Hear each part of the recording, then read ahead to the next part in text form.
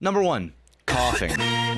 Look, I hate to be that guy. I really don't. I kind of love to be him. But if you're in 2024, guy, we are days away from 2025, and you are still coughing, you have no business waltzing your way into the next year, pal. Coughing is like a stim for little kids, okay? That's how I view it, and I think that's how the entire global population should, because everybody should think like me. We could have left that back in like 3rd or 4th grade. How are we still doing this, right? The world as a whole needs to stop this disgusting, deplorable act. Let me ask you something. Let's say you're in school, and you're taking a test that's worth, I don't know, something like 45% of your grade, all right? And the whole class has to be quiet, and you're locked in. What is the last thing you want to hear? I'd probably assume that it'd be something close to like, you know, like a really loud, maybe like germ-filled noise that's really abrupt and out of nowhere, which has a lot of similarities to something, but I can't put my finger on it. Number 2, Chihuahuas as a whole. You guys might think I'm joking or exaggerating about these. I'm not. All of these need to go, and Chihuahuas are up there. Look, I got a grandma, and she's got like 2 of them, and these things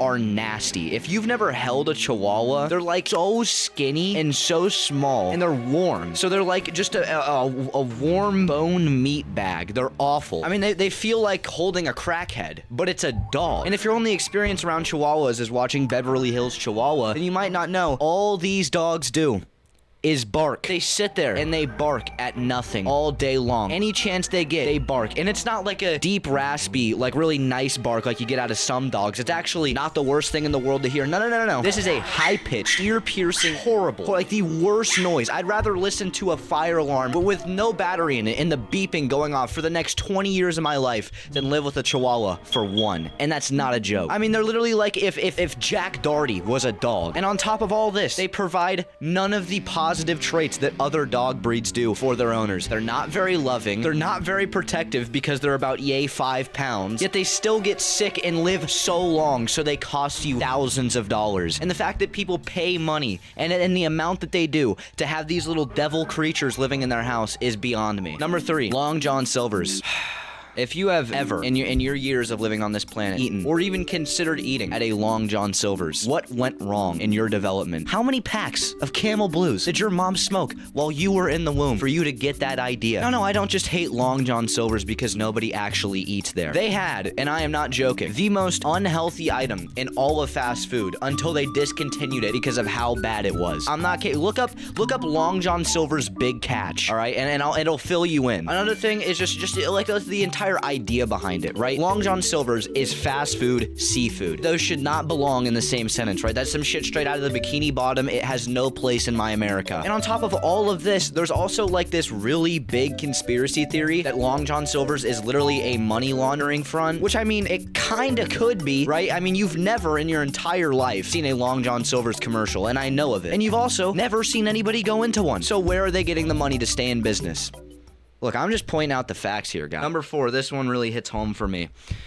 Lactose intolerance. Humans are mammals. We were made to drink milk. Same with every other mammal ever. Yet, you don't see little puppies throwing a little temper tantrum and shitting their britches whenever they drink their mom's milk. No other animal has lactose intolerance, and if they do, I didn't look it up, and if you do, it's wrong. It is just dairy. I'll never understand it. I really won't. How can you be a fully grown man and shit yourself whenever you have dairy? Get over it, guy. Everybody on the planet poops, whether you like it or not. And just because you had one little stinky turd here, you're gonna blame it on all of dairy? You don't need to take down the good name of dairy. I think that people who are lactose intolerant need to man up, regardless of their gender. It doesn't matter. And I really feel like they're just going through this mental gymnastics. Like I said, how are you gonna just blame a bad shit on your consumption of dairy? It's bullshit, and we both know it. This next one also hits very close to home for me, and that is the overuse of subtitles on all video content at this point. I just gotta ask, guys, like, what happened, right? What happened to humans where we evolved into not being able to understand human-to-human dialogue? Why do we need this eye cancer at the bottom third of every single video at this point? Why? No, like, actually, like, what happened? Like, 10 years ago, nobody put subtitles on anything. They were there for like people who couldn't hear, and now everybody needs them. What? It's not like they add anything to the content. If anything, all they're doing is taking away from the content. Your brain can't look at a word without reading it, and here's proof. So if there's these giant or even just small subtitles at the bottom of the screen, my brain is automatically going to be distracted to the bottom of my screen, not where the actual video content is happening, where the words are. And on top of that, it's not doing anything that the video isn't already doing. All it is typing out the words that I can hear. They're distracting. They take away from what's already there. And if you're editing them into YouTube videos, oh my God, there is not a more annoying task as a video editor than having to sit there and manually drag your text layer and copy and paste it and then title it and then copy and paste it and do this for 15 minutes. It takes hours. And don't even tell me that the Premiere Pro auto subtitles feature works. It's still dog shit and it always will be. And then you see subtitles like this and it's like, how do people even watch this? Could you imagine if every single video I posted at the bottom of the screen there was this dog shit at the bottom? Come on. Number 6, AI. I think I speak on the entire population of the human race whenever I say I am scared shitless of this technology. In the like 1 or 2 years tops that we have had it in any usable form, we've done no good with it, and we just got it, and it can already do some pretty scary stuff. So where's it gonna be in 4 years, 5 years? This one's kind of a little bit more serious, but I just think that it takes away a lot of the creativity and personality out of a lot of art forms, and I think that it's just a shortcut, and it gives lazy people a way to make money. But for number 7, we're back on the bullshit with TJ Maxx. I hate to break it to you, bro, but we're not in 5th grade anymore. TJ Maxx is literally the scraps of other retailers. Literally. What other retailers can't sell, they sell it to TJ Maxx, and then TJ Maxx sells it back to you. So why wouldn't you just go straight to the already established retailers and buy the shit for likely a lot cheaper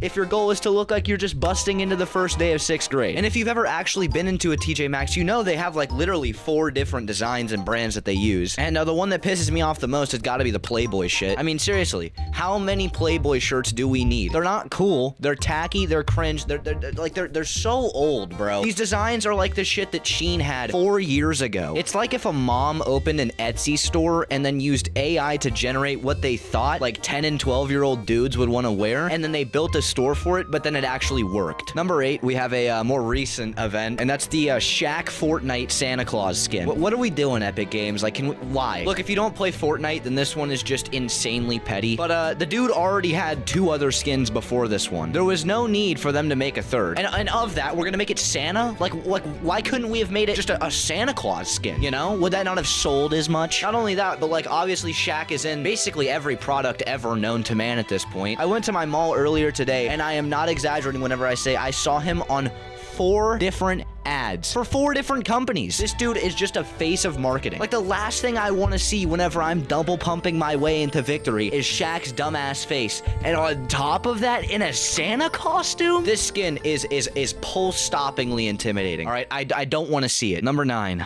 Oh, I've been waiting all video to talk about this one. Instagram notes. Where do I even begin? I'm just gonna lay this one out for everybody watching, plain and simple. If I do not talk to you IRL more than 4 times a week, I do not care about you. I'm sorry, okay? You can support my videos, you can enjoy what I do, but if I don't talk to you in person, and at that, at least 4 times a week, I don't care about your life. You're a number to me. All that Instagram notes does is it gives these people that mean nothing to me a platform to say stuff that means nothing. I don't know if it's just the people I follow, which on my private Instagram are just only the people at my school, but dude, the notes that I see are just deplorable. They could be an entire video themselves. It is always like the most specific things that only maybe 2 people understand, including the person that posted it, yet they give themselves a platform to put it in front of everybody that follows them. Why? I just have to assume that it's just attention fishing, right? If I put, oh, that stupid bitch doesn't know anything about me, all that does is make somebody who has absolutely 0 life or future go, whoa. They don't care. They text them back like,